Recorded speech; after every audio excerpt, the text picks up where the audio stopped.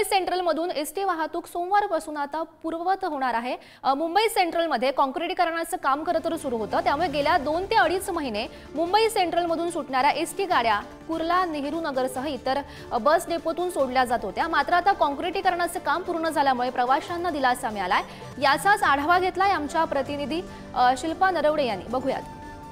Mumbai central आगारामध्ये गेल्या 3 महिन्यांपासून काँक्रिटीकरणाचं काम सुरू होतं आणि आता ते काम पूर्ण झाल्यामुळे इथून ज्या एसटी धावणार आहेत त्या पूर्ववत धावणार असल्याचं चित्र सध्या स्पष्ट झालेलं आहे।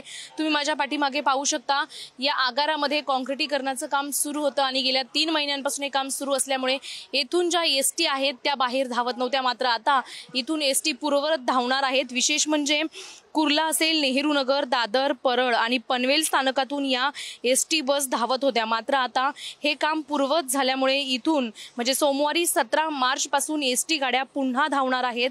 मुंबई सेंट्रलहून सुटणाऱ्या एसटी गाड्या ह्या विविध बस डेपोमधून धावत होत्या, मात्र आता हे काम पूर्ण झाल्यामुळे आता इथून एसटी बस धावणार आहे। विशेष म्हणजे काँक्रिटीकरणाचं काम करण्यात आलं होतं आणि या कामाला 3 महिन्यांचा कालावधी गेल्यामुळे ह्या ज्या बस आहेत त्या कुर्ला असेल, नेहरू नगर अशा विविध बस स्थानकातून धावत होत्या।